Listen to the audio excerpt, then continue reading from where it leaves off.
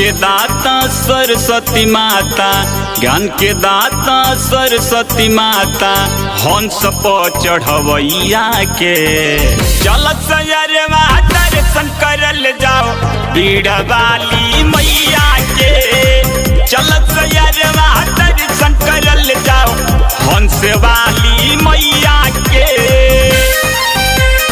प्रेम से बोलो हंसा वाली मैया की।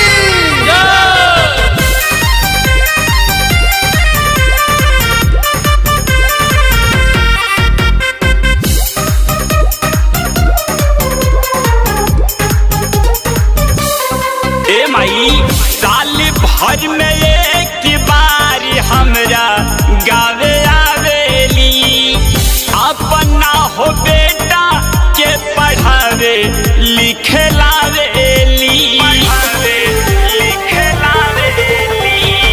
साली भर पे एक बारी हमरा गावे आवेली, अपना हो बेटा के पढ़ावे लिखे लावेली।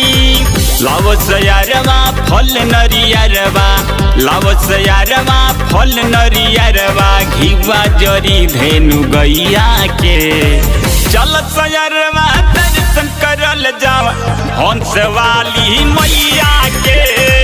चल सयरवा दर्शन करल जाओ बीड़ा वाली मैया के। प्रेम से बोलो सरस्वती मैया की।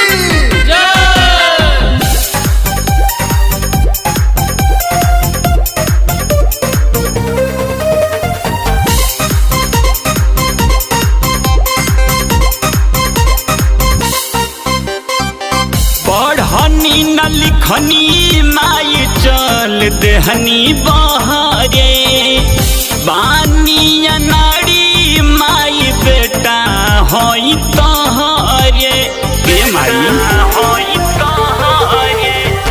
पढ़नी न लिखनी मैया चल देहनी बहरे, बानी नारी माई बेटा होई तहरे।